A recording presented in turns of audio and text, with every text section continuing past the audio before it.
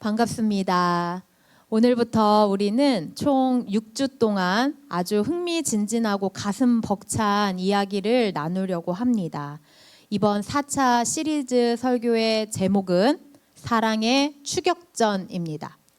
여러분은 추격전 하면 어떤 장면이 떠오르시나요? 그 예능 프로그램 중에 어떤 뭐 있죠? 거기에 보면 쫓아가고 이제 잡아서 떼고 막 하면서 달리고 달리는 그런 잡히는 레이스를 펼치는 장면 떠오를 수 있습니다. 그리고 영화에 보면은 경찰이 범죄자를 끝까지 쫓아가는 긴박한 장면, 이런 것들이 생각나실 겁니다. 그런데 오늘부터 우리가 마주할 추격전은 세상에서 가장 지독하고 가장 끈질기며 절대로 포기라는 것을 모르는 분의 이야기입니다. 바로 우리를 향한 하나님의 사랑의 추격전입니다. 특별히 창세기라는 성경을 살펴볼 거고요. 창세기 중에도 야곱이라는 인물의 이야기를 통해서 그 생애를 살펴보면서 하나님의 사랑을 보려고 합니다. 야곱은 어떤 사람이었을까요? 쉽게 말해서 욕심쟁이였습니다.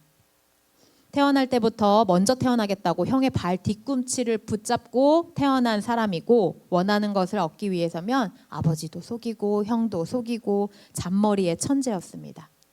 착하고 정직해서 본받고 싶은 사람이 아니라 솔직히 요즘 말로 하면 치사하고 이기적인 사람이었습니다. 성경을 쭉 읽어보면 진짜 말도 많고 탈도 많고 문제도 많은 사람이었습니다. 그런데 놀라운 사실이 있습니다. 저는 여러분과 이번 시리즈 설교를 통해서 야곱이 이렇게 훌륭하게 변했습니다. 그러니 우리도 훌륭하게 변화할 수 있습니다. 혹은 우리도 훌륭하게 변화합시다 라는 것을 이야기하려는 것이 아닙니다. 왜냐하면 창세기는, 성경은 야곱의 성공 신화를 기록한 책이 아니기 때문입니다. 그럼 무엇이냐? 6주 동안 우리가 살펴보게 될 진실 하나는 딱 이것입니다.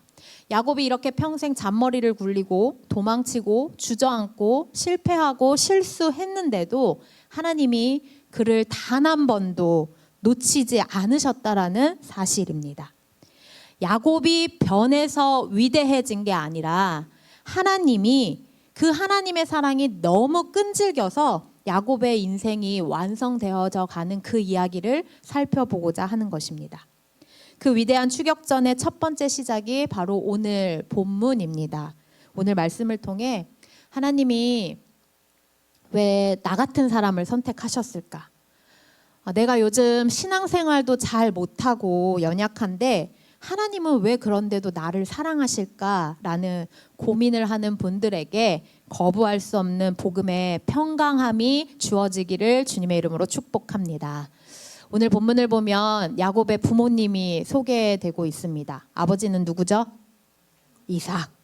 엄마는요? 리브가. 조금 더 어렵게 그럼 할아버지는 누구게요? 아우, 너무 잘해요. 아브라함이에요. 이삭과 리브가 부부, 이 가정에 문제가 있었어요.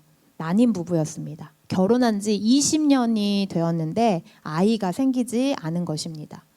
21절에 보니 이삭이 그의 아내가 임신하지 못하므로 그를 위하여 여호와께 간구하매 여호와께서 그의 간구를 들으셨으므로 그의 아내 리브가가 임신을 합니다.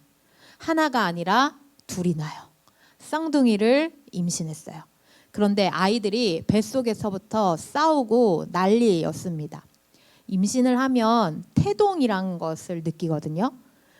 뱃속에서 아기가 꿀렁 이렇게 가기도 하고요.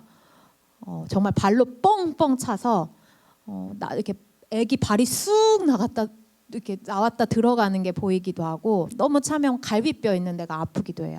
근데 얘네 둘이서, 그 아들들이 뱃속에서 태중에서 싸웠더라 그랬으니 리브가가 느끼는 태동이 어마어마했겠죠. 너무나도 막 배가 아팠을 거예요. 그 괴로움에 리브가가 하나님께 질문을 합니다. 너무 괴로워서 이제 하나님한테 묻는 거예요. 하나님, 왜 제 뱃속에서 이런 일이 일어납니까? 그때 하나님이 주신 말씀이 23절입니다. 자, 우리 다 함께 23절 말씀 읽어보겠습니다. 여호와께서 그에게 이르시되 두 국민이 내 태중에 있구나. 두 민족이 내 복중에서부터 나누이리라. 이 족속이 저 족속보다 강하겠고 큰 자가 어린 자를 섬기리라 하셨더라. 여기 아주 이상하고 신비로운 비밀이 하나 숨겨져 있습니다. 여호와께서 이르시되 두 국민이 내 태중에 있구나. 두 민족이 내 복중에서부터 나누이리라. 이 족속이 저 족속보다 강하겠고 다른 건 뭐 다 그렇다고 치는데 여기요. 큰 자가 어린 자를 섬기리라. 고대 사회에서는 무조건 먼저 태어난 큰 아들이 이거였어요. 최고입니다. 장자권이라고 해서 그 가정의 모든 축복과 유산과 권력은 그 큰 아들에게 다 주는 것이었습니다. 그게 상식이었고 그게 법이었어요. 그런데 하나님은 쌍둥이가 세상 밖으로 나와서 숨 한 번 쉬기도 전에, 젖을 한번 물려보기도 전에, 누가 착한지 누가 나쁜지 그 행동을 하기도 전에 미리 선포를 하십니다. 큰 자가 작은 자를 섬길 것이다. 무슨 말이에요? 즉 동생인 야곱을 하나님께서 선택하셨다라고 말씀해 주시는 것입니다. 여러분, 이게 무슨 뜻이냐면 예정론 이런 것을 말하려는 게 아닙니다. 야곱이 선택받은 것에는 야곱의 자격이나 조건이 0% 단 하나도 들어가지 않았다라는 것을 강조하기 위함입니다. 세상의 선택은 늘 조건적이죠. 이게 나쁘다는 건 아닌데 제가 예를 한번 들어볼게요. 어떤 도자기 장인이 이제 자기가 만든 도자기를 잘 만들어서 시장에 갖다 내다 팔아야 되잖아요. 예술 작품성을 높이기 위해 이제 내 보이잖아요. 장인은 그 작품을 세상에 내 보일 때 눈을 크게 뜨고 어디 흠이 간 곳은 없는지, 빛깔은 고운지, 모양은 반듯한지 살펴봅니다. 조금이라도 금이 가거나 찌그러지면 어떻게 하는지 아시죠? 가차없이 그냥 깨버려. 우리가 볼 때는 괜찮아도 그 도자기 장인이 봤을 때 아니다 싶으면 정말 미세한 것만 있어도 가차없이 깨버립니다. 왜 그렇습니까? 가치가 없고 자격에 미달하다고 판단되어서 그렇게 해버리는 것입니다. 이게 세상의 법칙이죠. 이게 방식입니다. 다시 이야기하지만 나쁘다고 이야기하는 건 아니에요. 근데 세상은 끊임없이 이렇게 자격을 요구하면서 쓸모없어 보이면 가차없이 버립니다. 회사에서 직원을 뽑을 때도 그냥 뽑습니까? 이력서 받아보지요. 학교에서 반장 선거할 때 어때요? 그 친구의 인성을 보고 그 친구가 학교에서 어떻게 생활했는지, 리더십은 있는지, 지도력을 살펴봅니다. 네가 이만큼 잘하니까, 네가 이만큼 착하니까 내가 너를 선택할게. 이게 세상의 상식입니다. 회사에서도 학교에서도 심지어 인간관계에서도 우리는 늘 조건으로 평가받습니다. 그런데요, 하나님의 선택은 다르다는 거예요. 하나님은 가장 빛나고 완벽한 명품 도자기를 고르듯이 야곱을 골랐던 것이 아닙니다. 아마 하나님은 처음부터 알고 계셨을걸요. 야곱이 삶을 살아가면서 얼마나 금이 가고 깨지고 찌그러지고 자격 미달의 질그릇이라는 것을 아마 알고 계셨을 거예요.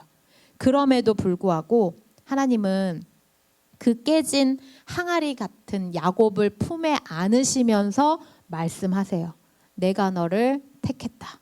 내 조건 때문이 아니라 그냥 내가 너를 사랑하기로 결정했다. 이것을 야곱 평생에 이르도록 끊임없이 말씀해 주십니다. 이것을 신학적인 용어로는 조건 없는 선택이라고 하고, 우리가 속해 있는 이 감리교에서는 이걸 선행 은총이라는 표현을 합니다. 그리고 요즘 복음의 언어로는 하나님의 고집, 하나님의 열심이라고도 표현을 합니다. 두 아이가 자랐습니다. 에서는 씩씩한 사냥꾼이 돼요. 성경에서는 27절에 보면 에서가 익숙한 사냥꾼이었으므로 들사람이 되고 라고 표현을 합니다. 들사람, 밖에 돌아치는 사람, 사냥에 익숙한 거예요. 반면에 야곱은 조용한 사람이었으므로 장막에 거주하니 라고 표현합니다. 오늘말로 집돌이, 집에 있는 게 좋은 거예요. 조용한 성격으로 집에 많이 머물러 있었나 봐요. 자연스럽게 어머니랑 보내는 시간이 많았겠죠. 그리고 어머니 일도 거들었을 것입니다. 28절에 보면 어머니 리브가는 야곱을 사랑하였더라 라고 표현을 합니다. 자, 야곱과 리브가가 있는 동안 엄마가 많은 얘기를 계속해서 해줬을 거예요. 야곱아, 너 뱃속에 있었을 때 하나님이 엄마한테 동생인 네가 형보다 큰 자가 될 거라고 하셨어. 너는 이런 약속을 받은 아이야. 너는 이렇게 귀한 아이야. 엄마가 수없이 얘기했을 거예요.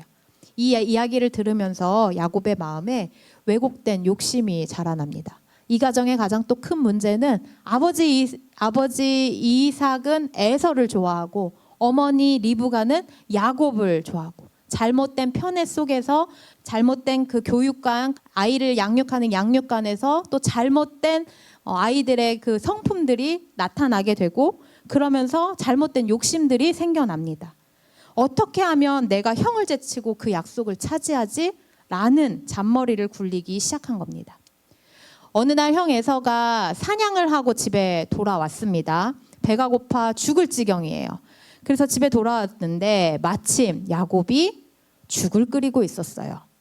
붉은 팥죽으로 보글보글 끓이고 있다 보니 엄청 달콤한 냄새와 정말 맛있는, 배가 고팠을 때는 모든 냄새가 맛있잖아요. 아까 하은이도 그랬어요. 배고파서 맛있는 냄새 나서 좋다고 그랬어요, 저한테. 그러니까 맛있는 그 냄새 때문에 막 배고파 죽을 지경이고 빨리 팥죽을 먹고 싶은 거예요. 에서가 배가 고픈 나머지 소리를 쳐요. 야, 나 배고파 죽겠어. 그 붉은 것 좀 나 좀 줘라. 자, 이때 착한 동생이라면 어떻게 해야 될까요? 그쵸? 형 많이 힘들었지. 사냥하느라고 힘들었지. 여기 앉아봐. 알았어, 팥죽 줄게. 하고 줘.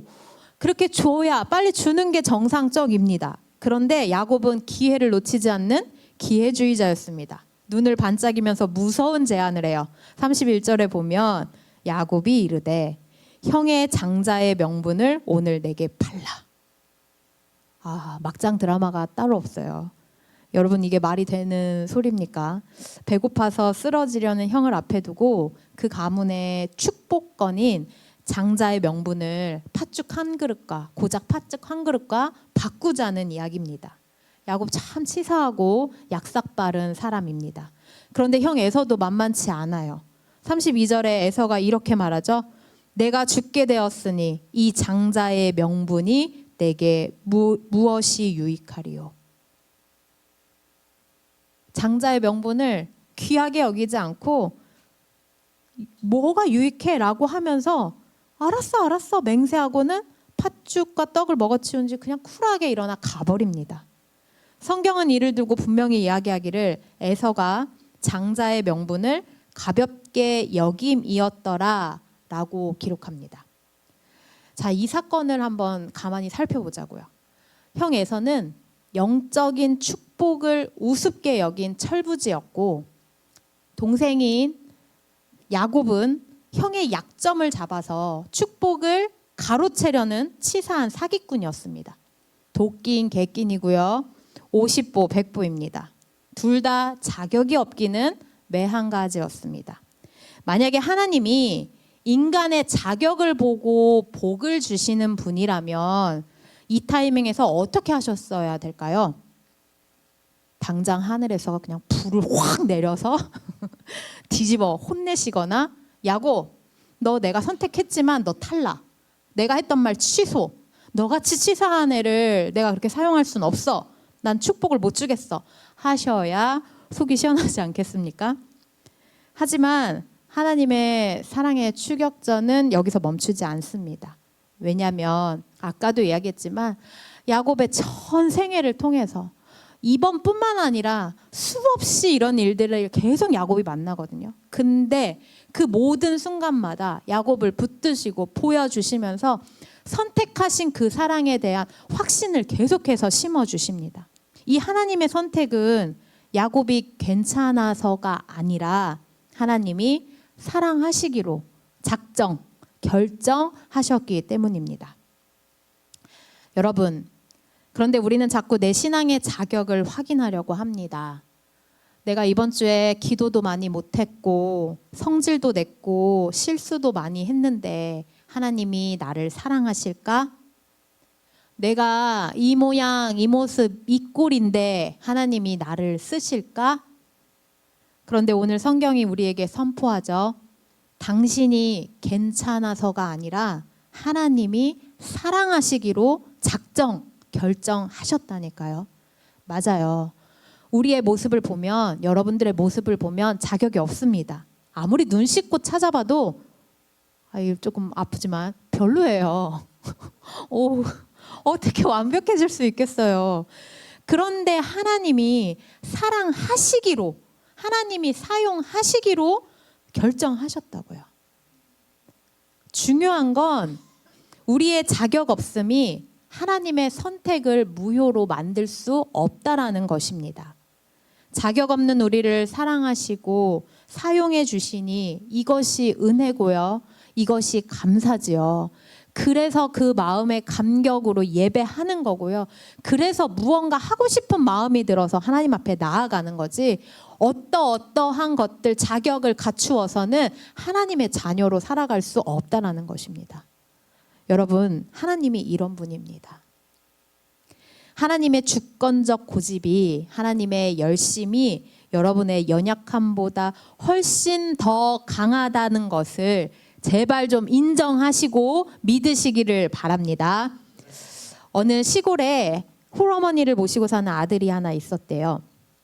이 아들이 어머니를 기쁘게 해드리고 싶어서 이제 어머니가 좋아하는 요리를 해야겠다라고 결심을 한 거예요. 어머니가 좋아하는 요리가 뭐였냐면 탕수육이요. 근데 탕수육 만들기 진짜 어렵거든요. 요리를 엄청 잘했는지 몰라도 못했던 것 같은데 어쨌든 어머니가 좋아하는 탕수육을 만들겠다고 이제 시작을 했어요. 기특한 마음이죠. 근데 요리 솜씨가 서툴다 보니 온 주방에 그냥 기름으로 그냥 사방팔방 다 튀어놓고 고기는 시커멓게 다 태워버리고 소스는 간도 못 맞췄어요. 그래서 한마디로 탕수육을 망쳤습니다. 심지어 서투른 칼질을 하다가 접시까지 와장창 다 깨트려 버렸습니다. 주방이 그야말로 난리가 났어요. 엉망진창으로 만들어 놓았습니다. 퇴근하고 어머니가 돌아왔어요. 그리고 이 모습을 봤는데, 자격과 결과를 따지는 엄격한 심사위원의 눈으로 본다면 어떻게 말해야 할까요? 야, 이 새끼야, 너는 시키지도 않은 짓을 해서, 편집해 주세요.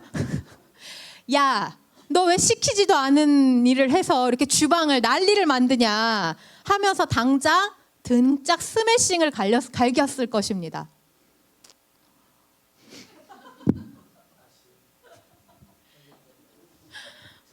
너무 감정이입을 했어요. 주방을 엉망진창으로 만들어 놓은 아들은 자격 미달이기 때문입니다. 하지만 어머니는 까맣게 탄 고기와 깨진 접시, 엉망진창된 그 주방을 본 것이 아니라 자식의 얼굴을 보았습니다. 고기를 시커멓게 태워 먹고 간도 못 맞추고 참 맛없는 그 탕수육을 입에 넣고서는 눈물이 글썽여서 아들에게 이렇게 말해요. 아이고, 내 새끼 엄마 주려고 이런 것도 다 만들고 정말 고맙다. 세상 제일 맛있다. 라고 이야기를 했다 합니다. 그리고 주방을 치우고 아들의 그 가쁜 숨도 가라앉혀주고 그렇게 음식을 먹었대요. 아주 훌륭한 어머니죠. 어머니가 기뻐하고 아들을 품어준 이유는 아들이 요리를 완벽하게 해서가 아닙니다. 탕수육이 명품 요리라서가 아닙니다. 그냥 내 자식이었기 때문이에요. 자식이 아무리 실수를 하고 판을 깨트려도 아이를 향한 어머니의 사랑은 쉽게 변하지 않는 것이 세상에서 여러분들이 아는 부모님의 사랑이죠. 하물며 야곱은 기특한 마음도 아니었어요. 이기적인 욕심으로 인생의 접시를 와장창 깨트려 먹었습니다. 그렇다 할지라도 하나님은 야곱을 끝까지 포기하지 않으셨습니다. 하다 안 되니 사람의 몸을 입고 성육신 하신 것이고, 그래도 죄에서 벗어나질 못하니 본인이 십자가에 달려서 희생 제물로, 대속 제물로 자신의 목숨마저도 아끼지 않고 내어주신 것입니다. 바로 이런 분이 우리 하나님이십니다. 하나님은 우리가 깨트려 버린 인생의 접시들을 보고 우리를 평가하시는 분이 아닙니다. 우리는 하나님의 기쁨이 되고 싶다고 하지만 막상 세상에 나아가서는 삶의 자리를 엉망진창으로 태워먹고 돌아올 때가 참 많이 있습니다. 하나님의 말씀대로 살아보겠다고 하면서 몸부림치다가도 이리저리 잔머리만 잔뜩 긁리고요. 영적인 접시들을 와장창 깨트려 먹기도 합니다. 세상은 그런 우리를 향해서 자격, 미달이라고 손가락질할지도 모릅니다. 사탄은 속삭이죠. 너 같은 것은 구제불능이야. 너가 어떻게 무슨 자격으로 하나님의 자녀가 될 수 있겠어? 무슨 자격으로 하나님 앞에 나아갈 거야? 하지만 하나님은 우리가 깨트려 먹은 접시나 시커멓게 태워 먹은 삶의 열매를 보고 우리를 평가하시는 분이 아닙니다. 엉망이 된 삶의 자리에서 고개를 푹 숙이고 하나님 죄송해요. 또 제가 실패했어요 하고 떨고 있는, 그래서 주님을 찾는 그 우리의 중심을 보십니다. 그리고 그 주권적인 고집과 사랑으로 우리를 안아주시면서 말씀하십니다. 괜찮다. 주방은 내가 다 치울게. 네가 완벽해서가 아니라 너는 내 자녀이기 때문에 내가 끝까지 너를 사랑할 거야. 너와 함께 할 거야. 이렇게 말씀해 주십니다. 사랑하는 성도 여러분, 오늘 이 야곱의 시작점, 자격 미달, 그 출발선이 저와 여러분의 이야기입니다. 우리가 예수님을 믿고 하나님의 자녀가 된 것이 우리가 남들보다 더 착해서입니까? 아닙니다. 그러면 우리가 기도를 많이 하고 성경을 많이 읽어서 하나님이 우리를 골라 뽑으셨나요? 아닙니다. 물론 하나님을 믿은 후에 이렇게 조금씩 바뀌어가갖고 누구보다는 성경을 더 많이 읽을 수도 있고 누구보다는 기도를 많이 할 수 있고 이렇게 속으로 생각하시는 분들도 있을 거예요. 근데 그 기준이 뭐냐고요. 우리는 여전히 욕심 많고 일주일 동안 삶의 자리에서 잔머리를 굴리면서 팥죽 한 그릇 같은 세상 유혹에 흔들리는 존재들입니다.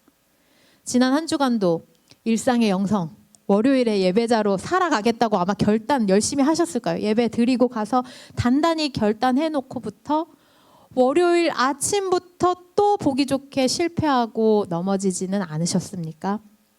세상 속에서 잔머리 굴리고 예배자라고는 할 수 없는 그런 월요일을 보내면서 나는 역시 안 되나 봐. 아무리 해도 안 되나 봐 라고 낙심하지는 않으셨습니까? 저는 오늘 말씀을 빌어 여러분에게 권면합니다. 그러나 실망하지 마십시오. 절망하지도 마십시오. 낙심하여 주저하지도 마십시오. 우리의 출발선은 원래 자격 미달이었습니다.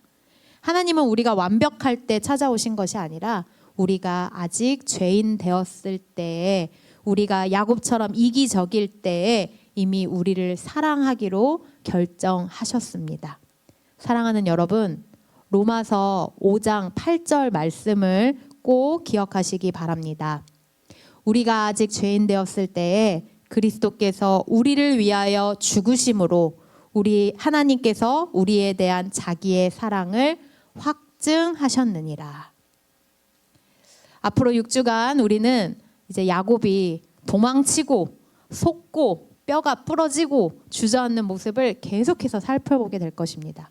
그런데 더 놀라운 건 그때마다 한순간도 야곱을 떠나지 않으시면서 야곱의 뒤를 바짝 쫓으시면서 나는 너를 절대로 포기하지 않아 라고 말씀하시는 그 하나님의 끈질긴 발걸음도 보게 될 것입니다. 이게 얼마나 큰 은혜입니까? 이번 한 주간 삶의 자리로 나아갈 때 이 한 가지만 딱 가슴에 새겼으면 좋겠습니다. 내 자격이 아니라 하나님의 고집이 나를 살린다. 한번 따라해 볼까요? 내 자격이 아니라 하나님의 고집이 나를 살린다.